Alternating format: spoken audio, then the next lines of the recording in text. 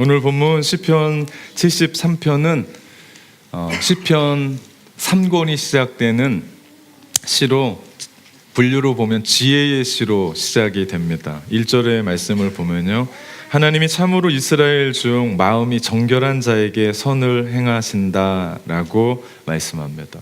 하나님은 마음이 정결한 자, 그리고 선을 행하는 자에게 복을 주시는 분이십니다. 그 지혜의 말씀으로 우리 시편의 3권을 시작하고 73편의 포문을 열어갑니다. 이것이 전통적인 신앙이고 이것이 우리가 가지고 있는 지혜의 한 부분인 것을 우리는 틀림없이 아는 바입니다. 오늘 시편을 보면 표제어가 있어요. 표제어는 시편 73편 옆에 보면 작은 글씨로 가로를 치고 써 있습니다. 보면 아삽의 시라고 써 있어요. 즉 시편 73편은 아삽이 지은 거예요. 아삽이 누굽니까? 아삽은 다윗 왕 때에 찬양을 주도했었던 찬양 대장이었습니다. 하나님의 찬양대를 맡았던, 그 당시에 찬양을 주도해 갔던, 그리고 아삽은 시인이면서 또한 선지자의 역할도 해 나갔었던, 그러면서 다윗 시대의 음악을 관장했었던, 하나님께 올려드리는 찬양을 관장했었던 그런 사람입니다. 신앙으로 보아도 그는 손색이 없는 사람이에요. 앞에서 우리 아가파오 찬양팀의 찬양 리더들, 그리고 악기를 다루는 사람들이 자신의 삶을 하나님 앞에 얼마나 드리는지 몰라요. 왜냐하면 그냥 한번 노래하고 끝나는 것이 아니라 그 삶을 지키기 위해서 사실은 참 많은 노력들을 합니다. 아삽이 그랬을 거예요. 그 당시에 하나님께 올려드리는 찬양을 하면서 그의 신앙이 그 누구보다도 앞섰을 것이고, 그리고 믿음 좋은 사람임에 틀림이 없었을 겁니다. 그런데 그 아삽이 시험이 당합니다. 시험에 당해요. 오늘 2절 말씀에 보니까요, 나는 거의 넘어질 뻔하였고 나의 걸음이 미끄러질 뻔하였다라고 얘기합니다. 그 시험으로 말미암아 그 믿음 좋은 사람이, 신앙 좋은 사람이, 믿음이, 신앙이 거의 미끄러질 뻔했다라고 고백을 합니다. 이유가 나옵니다. 3절 말씀, 이는 내가 악인의 형통함을 보고 오만한 자를 질투하였다라고 얘기합니다. 무슨 얘기입니까? 다윗의 찬양 대장이었던 아삽이 세상 돌아가는 걸 보니까 공평하지가 않은 거예요. 불공평한 겁니다. 하나님, 어떻게 악인이 더 잘 됩니까? 하나님, 어떻게 오만한 자, 성경에서 이야기하는 오만한 자는요, 하나님을 떠난 자, 하나님을 모르는 자, 하나님을 저주하는 자, 이렇게 보면 됩니다. 하나님, 오만한 자가, 포악한 자가 어떻게 또 세상에서 잘 나가고 더 승승장구합니까? 어떻게 이런 일들이 있습니까? 그들이 하나님 없다라고 얘기하고 하나님을 무시하고 하나님을 욕하는 사람인데 어떻게 세상에서 승승장구하고 더 성공하고 더 오래 살고 죽을 때는 고통도 없이 죽어요. 그런 세상을 바라보면서 하나님의 찬양 대장이었던 아삽이 시험에 빠졌습니다. 그것뿐입니까? 12절 말씀에 보니까 볼지어다 이들은 악인이라 항상 평안하고 재물은 더하도다라고 얘기해요. 그들의 삶은 평안해요. 어려운 게 없어요.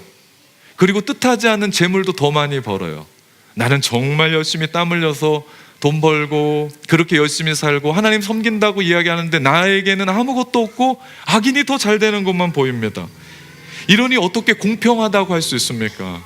13절 말씀해 보니까요, 내가 내 마음을 깨끗하게 하며 내 손을 씻어 무죄하다 한 것이 실로 헛되도다 라고 얘기합니다. 하나님, 내가 지금까지 하나님 앞에 깨끗함을 지키고 거룩함을 지키고 노력하고 죄 짓지 않으려고 애썼는데 나도 저 사람들처럼 그렇게 살아야 되는 거 아닙니까? 나도 저 사람들처럼 하나님 없는 것처럼 거짓말하고 죄 짓고 그렇게 살아야 내가 부자가 되는 거고 내가 더 잘 사는 거고 내가 평안하고 그렇게 되는 것 아닙니까? 라고 말하는 겁니다. 아삽이 말하는 것은요, 하나님 살아계신데 어떻게 세상이 불공평합니까? 라고 반문하는 거죠. 이렇게 세상이 움직인다면 어떻게 하나님 한 분만 바라보고 살아갈 수 있겠습니까? 어떻게 하나님 한 분만 내가 찬양할 수 있겠습니까? 라고 항변하는 겁니다. 하나님 이럴 수는 없습니다. 하나님 정말 실망입니다. 라고 하는 것이 아삽의 마음입니다. 그런데 그의 삶에 반전이 일어나요. 17절에 있는 말씀인데요. 하나님의 성소에 들어갈 때에야 그들의 종말을 내가 깨달았다라고 고백합니다. 아삽이 하나님의 성소에 가서 하나님을 찬양하고 기도하면서 자신의 잘못된 생각이라는 걸 깨닫게 돼요. 자신이 신앙인이라고 생각하고 믿음 있다라고 생각을 했는데 지금 자기가 고백하고 토로한 것은 세상 사람들의 눈이었어요. 믿음의 눈 가지고 생각한 것이 아니라 세상 사람들이 바라보는 그 관점을 가지고 성소에 들어가서 보니까 하나님께서 그 아삽의 마음을 바꿔놓으신 겁니다. 성소가 어딥니까? 하나님의 존전 앞에 아닙니까? 하나님이 계신 곳 아닙니까? 내가 그곳에 가니까 지금까지 내가 생각했었던 세상적인 관점, 세상적인 안목, 세상의 가치들이 다시 해석하게 되고 다시 바뀌어가게 되더라. 그가 오늘 성소에서 살아계신 하나님께서 그의 마음을 만지시고 그의 마음을 돌이켜주시니까 세상의 관점이 아니라 하나님의 관점, 나의 마음이 아니라 하나님께서 만들어주셨던 그 가치로 보게 되니까 그들이 잘 나가는 것이 잘 나가는 것이 아니더라. 그들이 돈 버는 것이 돈 버는 것이 아니더라. 그들이 승승장구하는 것이 승승장구하는 것이 아니더라. 그들이 평안하게 살아가는 것이 평안한 것이 아니더라. 마지막을 보니까 패망이더라. 마지막을 보니까 죽음이더라는 걸 깨닫습니다. 18절 말씀해 보니까요, 주께서 참으로 그들을 미끄러운 곳에 두시며 파멸에 던지시니, 내가 지금 거의 미끄러질 뻔했거든요. 근데 가만히 보니까 내가 미끄러질 게 아니라 그들이 미끄러지고 있던 겁니다. 내가 지금 광야하고 그들은 오아시스라고 생각했는데 성소에 들어가서 하나님께서 나한테 깨달아 주시는데 내가 오아시스고 그들이 광야더라. 그것을 깨닫게 됩니다. 19절 말씀해 보니까요, 그들이 어찌하여 갑자기 황폐하였는가 놀랄 정도로 그들이 전멸했다고 얘기합니다. 아무리 큰 수만을 가지고, 수만금을 가지고, 수천을 가지고 살든 떵떵거리고 살아가고 자식 잘 되고 모든 것을 다 잘 될 거라고 생각했는데 그게 한평생이더라는 거죠. 아무것도 아니더라. 일장 충몽과도 같더라. 자고 일어났더니 꿈과 같더라. 그것을 하나님께서 깨닫게 해주시자 아삽의 마음 가운데 대반전이 일어납니다. 그리고 그가 회개하죠. 21절, 내 양심에 찔렸습니다. 22절, 주님 내가 이렇게 무지합니다. 우매 무지합니다. 나는 짐승과도 같습니다. 그리고 자신의 부족함을 고백하며 24절, 말씀으로 나를 인도하여 주옵소서. 후에는 주의 영광으로 나를 영접하소서라고 고백합니다. 2018년 마무리하며 2019년을 향하여 달려가는 한 달여의 우리의 삶이 남아 있습니다. 우리 인생에도요, 살아가면서 반전이라는 것이 필요합니다. 그래야 늘 쳇바퀴 돌듯이 살아가는 우리의 삶 속에 새로움이 있어요. 우리의 삶에 새로움을 생각하면 머리가 아플 정도입니다. 왜? 내 삶은 10여 년, 20여 년 전부터 이렇게 살아왔거든요. 새로운 것이 없었습니다. 그런데 이 시인이 자신의 삶 가운데 새로운 것이 없다라고 생각하고 성소에 들어가서 모르겠습니다. 동일하게 찬양할 수도 있고 동일하게 기도할 수도 있었는데 하나님의 관점으로 그의 삶을, 마음을 바꿔주셨습니다. 놀라운 거죠. 바로 여러분이 오늘 서 있는 이곳, 우리가 어떤 마음으로 하나님 앞에 1년 12달 52주 매주같이 하나님 앞에서 나와 예배 드리는지 모르겠습니다. 그러나 우리가 이곳을 찾을 때, 우리가 매주일 하나님 앞에 찬양하고 두 손을 들고 하나님 앞에 경배하고 말씀을 두고 기도하며 우리가 하나님 앞에 달려나갈 때 우리 안에 있는 오해, 우리 안에 있는 원망, 우리 안에 있는 불평, 우리 안에 있는 시험거리들이 해결되기 시작하고 우리 안에 새로운 삶이 시작되더라. 이 예배는 얼마나 중요한지 모릅니다. 그래서 내가 신앙인이기 때문에 믿음 가지고 그냥 오는 자리 같은데 하나님이 이곳에서 우리 가운데 들려주셨던 주옥과 같은 하나님의 그 말씀이 우리의 마음을 만지시고 우리의 삶을 변화시키시며 우리를 통해서 놀라운 일들을 이루어 가시더라. 우리 밖에 계신 분들 말씀 정확하게 들으십시오. 네, 죄송합니다.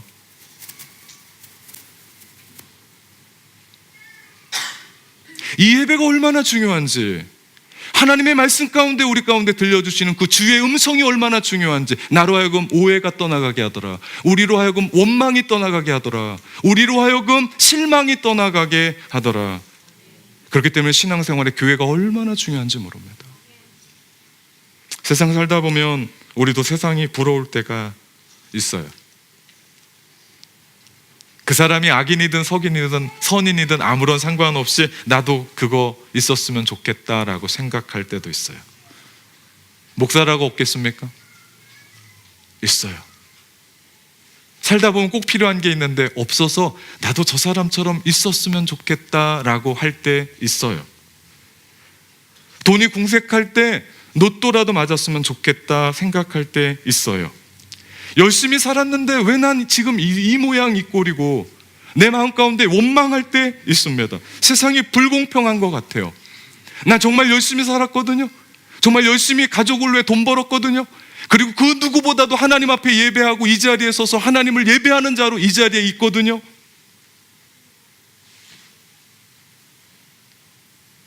그런데 왜 유독 나한테만 이렇게 하실까? 왜 나만 어려울까? 왜 나의 삶은 이럴까?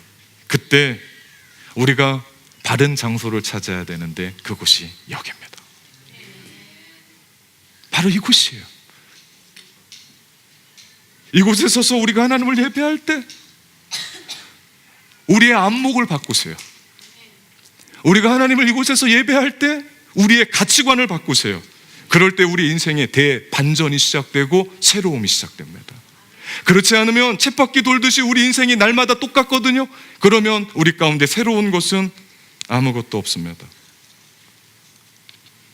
오늘 아삽이 고백합니다. 23절, 내가 주와 함께하니 나의 오른손을 붙드셨습니다. 24절 말씀해 보니까 나를 주의 말씀으로 인도하여 주소서. 26절의 말씀해 보니까 하나님은 내 마음의 반석이시요 영원한 분깃입니다. 영원히 지속되는 나의 몫이 되십니다. 진정한 신앙을 하나님 앞에 고백하자. 여러분, 보는 관점이 얼마나 중요한지 모릅니다. 우리가 무엇을 보느냐요? 우리의 인생을 다르게 하자. 여러분이 보고 있는 그 보는 것이요, 여러분의 삶을 만들어 갑니다. 우리 자녀들이 오늘 보고 있는 그 보는 것이요, 우리 자녀들의 미래를 만들어 갑니다.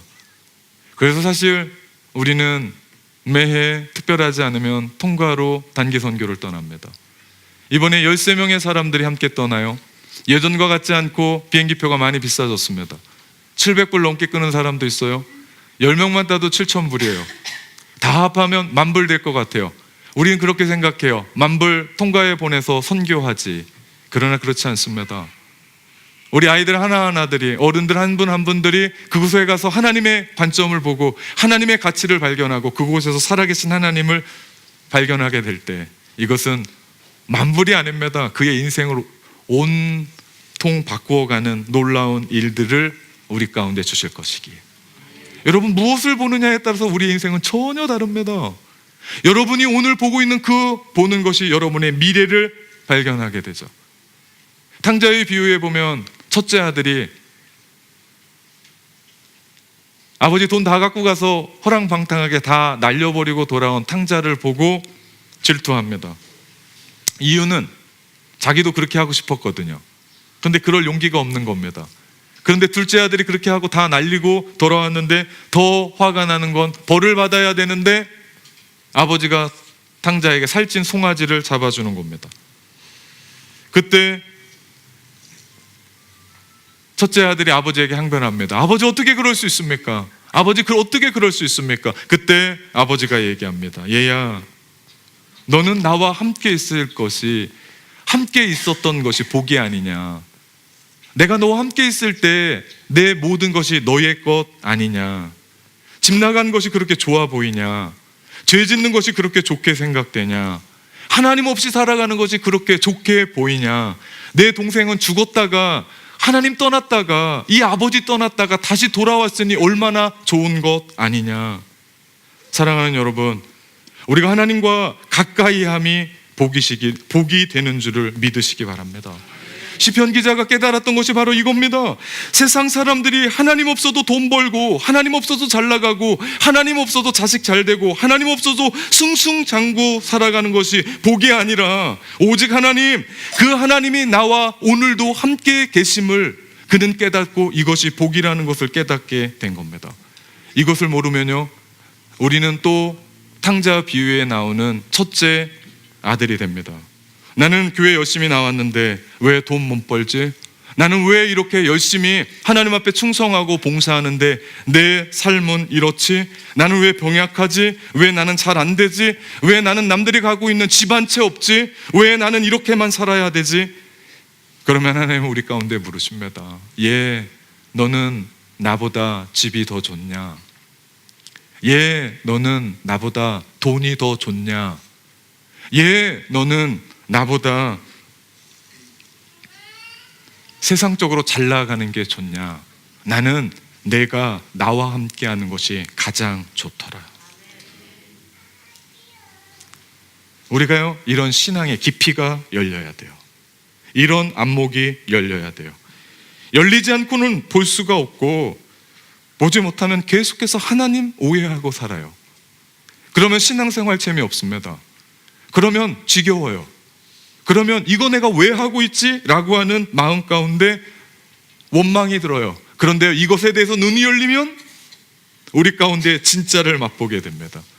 그래서 우리는 날마다 주의 성전에 나와서 열려야 돼요. 우리 안목이 열려야 돼요. 관점이 달라져야 돼요. 가치가 새롭게 되어야 합니다. 한번 열렸다고 끝까지 가는 거 아닙니다. 또 우리가 세상으로 돌아가면 또 세상께 좋아 보여요. 우리가 또 세상으로 돌아가면 세상께 더 크게 보입니다. 그렇기 때문에 또 교회에 와서 예배하고 또 예배하고 또 예배하고 계속해서 자꾸 와야 되죠. 27절의 말씀에 보니까 무릇 주를 멀리하는 자는 망하리니 음녀같이 주를 떠난 자를 주께서 멸하셨나이다. 여기서 말하는 음녀는요, 성경에서 말하는 음녀는요, 주를 떠난 자를 얘기합니다. 시편 기자가 정확하게 얘기합니다. 그건 망할 길이다. 망함의 지름길이다. 그러나 28절, 하나님께 가까이 하는 자는 복이다. 멀리 떠난 자, 천만금을 가진 자가 부럽냐? 하나님을 떠난 자, 승승장구하고 살아가는 자 부럽냐? 부러울 것 없다. 마지막은 패망이고 마지막은 망하나 하나님을 가까이 하는 자 복이 된다. 오늘 우리 가운데 말씀하시는 이야기입니다. 아삽은 다윗 왕 때의 찬양 대장이었습니다. 다윗이 누굽니까? 예배를 회복했던 사람이에요. 찬양의 둘째가라면 서러웠던 사람이 다윗입니다. 법궤가 들어올 때 다윗 왕이 춤을 췄어요. 바지가 내려가는지도 모르고 덩실덩실 하나님 앞에 춤을 췄습니다. 그런 사람이 다윗입니다. 그러니 다윗 왕 때의 찬양 대장이었었던 그는 다윗과 얼마나 친밀한 관계 안에 있었을까요? 전에는 몰랐어요. 왕의 측근으로, 왕은 아니지만 왕이 가지고 있는 엄청난 특권을 그로 말미암아 누렸을 때 그 전엔 몰랐습니다. 누리자마자 내 삶 가운데 보여지게 되는데 뭐가 보입니까? 세상의 부조리가 보이는 거예요. 그 힘의 권력들이 보이는 거예요. 이런저런 시험거리가 보이는 거예요. 그래서 자신으로 말미암아 실망하고 그 안에서 시험 들게 하게 되더라. 왕과 더 가까이 하면 할수록 세상 사람들은 좋아합니다. 어떻게 하면 그 정치권에 줄 놓으려고, 어떻게 하면 대통령과 줄 놓으려고, 어떻게 하면 유력한 사람과 줄 놓으려고 하는 거 아닙니까? 그런데 아삽이 그런 삶을 살다 보니까 결국엔 어떻게 됩니까? 그 사건으로 말미암아 내가 시험 들게 되더라. 이 사건 이후에 아삽은 고백합니다. 그의 마음 깊은 곳에서 외친 본문의 말씀이 28절입니다. 하나님께 가까이함이 내게 복이라. 내가 주 여호와를 내 피난처로 삼아 주의 모든 행적을 전파하리이다. 아삽은 깨닫습니다. 하나님을 가까이함이 내 인생의 가장 귀한 것이다. 아무리 훌륭했고 아무리 승리 많았고 아무리 땅을 많이 차지했었던 다윗 왕과 함께하는 것이 아니라 하나님 그분과 함께하는 것이 나의 복이라는 것을 깨닫게 됩니다. 저는 오늘 여러분도 이런 깨달음 속에 있기를 주님의 이름으로 축원합니다. 아멘. 여러분, 우리가 보내는 2018년의 한 해는 어땠습니까? 이제 한 달여 남아 있습니다. 난 잘 모르고 달려왔는데 주일마다 이곳에 와서 하나님을 기쁘게 예배하고 두 손을 들고 주님을 찬양하고 그렇게 하나님 앞에 나갔었던 그 시간들이 나를 살렸고 나를 이곳에 서게 하셨던 것을 봅니다. 이것이 복입니다. 이것이 복입니다. 세상 그 어떤 것보다도 돈이 필요해서 로또라도 맞았으면 좋겠다라고 생각하는 것보다도 그래도 여러분의 얼굴을 보면 그래도 맞았으면 좋겠다라는 사람이 있는 것 같아요. 다른 세상의 어떤 것보다도 이것 깨닫게 되면 우리는 날마다 하나님께로 더 가까이 가게 되는 줄 믿습니다. 오늘 이 예배의 자리가 어떤 자리입니까? 1년 52주 여러분 어떻게든 이 예배의 자리를 사모하며 이 자리를 찾았습니다. 제가 이곳에서 설교하면서 가장 기쁜 건 여러분이 하나님을 예배하는 그 열망입니다. 하나님의 말씀 앞에 진지하게 사모하며 나가고 찬양하며 두 손을 들고 일주일의 나의 삶을 하나님께 드리며 눈물을 쏟고 하나님 앞에 기도하며 간절히 기도하며 나의 마음을 드렸던 이 시간들이 나로 하여금 점점 더 하나님 앞에 가까이 가게 했던 시간임을 고백합니다. 새벽의 기도에 특별한 새벽을 깨우며 각자의 골방에서 하나님을 깨우며 그렇게 주님을 찾았던 나의 것 하나님 앞에 드리며 헌신했었던 그 시간, 거룩하려고 세상의 유혹들 우리 가운데 얼마나 많았지만 그것들 다 뒤로 하고 죄 짓는 것 다 뒤로 하고 하나님께 가까이 함으로 달려왔던 그 세월이 나로 하여금 이곳에 세우셨고 나로 하여금 하나님을 예배하는 사람으로 오늘을 살아가게 하더라. 사랑하는 성도 여러분, 이것이 우리에게 복입니다. 쉽지 않습니다. 어려웠습니다. 눈물이 우리의 삶을 앞을 가렸습니다. 아팠습니다. 시험거리도 있었습니다. 어려웠습니다. 울었습니다. 그럼에도 불구하고 하나님은 오늘 우리로 이 예배를 예배답게 하나님 앞에 마음을 드리게 하셨다라는 거죠. 제가 오늘 이 말씀을 묵상하면서 한 사람이 생각이 났습니다. 목사의 일이요, 밖에 나가서 사람들을 만나는 일이에요. 이런저런 일들로 사람들을 만납니다. 만날 때요, 그냥 친구 만나듯이 만날 수가 없어요.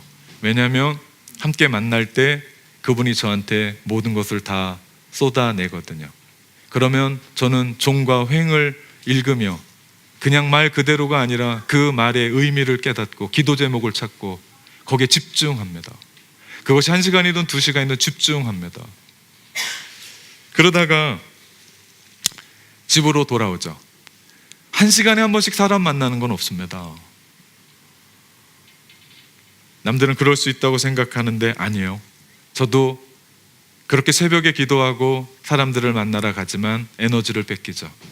그러면서 집에 앞에 왔을 땐 열쇠로 문을 열고 들어가지 않습니다. 초인종을 누릅니다. 그러면 저희 집에 두 손을 들고 저를 환영하는 사람이 있어요. 누굴까요? 네, 아내라고 생각하는 사람이 있는데 제가 결혼한 지가 얼마나 됐는데 아내가 그렇게 두 손을 들고 쫓아오겠습니까? 서진이가요, 두 손을 들고 그 뚱뚱한 몸을 가지고 막 저한테 매달립니다. 얼굴을 부비고 아빠 정말 보고 싶었어요. 제가 어렸을 때는 아빠가 저를 그렇게 많이 안아주셨잖아요. 뭐 되게 나이가 들은 것 같대요. 이제 3살밖에 안 된 놈이 저를 막 부비고 뽀뽀를 하고 서진이는 아빠가 정말 좋아요. 아빠가 보고 싶었어요. 그런 이야기예요. 제 마음 가운데 있는 응어리들이 떨어집니다. 행복이 충전됩니다. 기쁩니다. 그러면서 제 마음 가운데 집에 돌아갈 때 딴 애들은 다 학교 갔으니까 그 아이를 위해서 그 아이가 먹을 수 있는 과자 봉다리를 하나 들고 가고 싶은 마음이 생겨서 늘 어렵지만 돌아서 들고 옵니다. 이게 아버지의 마음이죠. 이게 아빠의 마음이죠. 그러면서 제가 하늘아버지를 생각했습니다. 우리가 그렇게 하나님께 가까이 할 때, 이 예배의 자리에 나와서 우리 하나님은 여러분이 지금 어떤 처지에 있고 어떤 아픔에 있고 어떤 병마와 싸우고 있고 어떤 생각을 가지고 힘들게 그 자리를 지켜가고 있는지를 다 아십니다. 그런데 이곳에 와서 하나님 앞에 두 손을 들고 예배하고 찬양하면서 눈물을 쏟으며 하나님 앞에 나아가고 얼굴을 보이며 나는 하나님이 정말 좋습니다. 하나님이 나를 이렇게 만드셨습니다. 하나님께서 나의 삶을 이렇게 이끌어 가십니다. 하나님이 최고입니다. 친밀하게 더 가까이 우리 하나님 앞에 나아갈 때 하나님께서 우리에게 부어주시는 복, 하나님께서 우리 가운데 쏟아주시는 그 은혜, 사랑하는 성도 여러분, 이것이 복 아닙니까? 복의 히브리어 단어가요 바라크입니다. 바라크.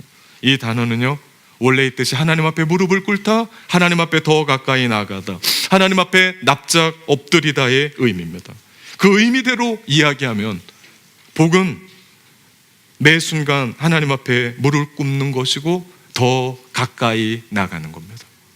그런데 우리가 세상을 살아가면서 복받았다라고 이야기하면서 그 복받은 것 가지고 하나님을 더 멀리하고, 복받은 것 때문에 시간이 없어서 하나님 앞에 무릎을 못 꿇고, 복받은 그것 때문에 하나님과 더 가까이 할 시간이 없고, 복받은 것 때문에 오늘 이 시간도 오늘 이 시간도 내지 못해서 또 그 복 찾으러 가는 그런 삶이라면 그것이 정말 복인지 다시 한번 생각해 보아야 됩니다. 2018년 되돌아봅시다. 내가 지금 누리고 있는 복은 과연 어떤 복인지, 또 어떤 복을 추구하고 있는지 생각해 봅시다. 사랑하는 성도 여러분, 하나님께 가까이 함이 복입니다. 이 복을 누리시기를 주님의 이름으로 축원합니다. 아멘.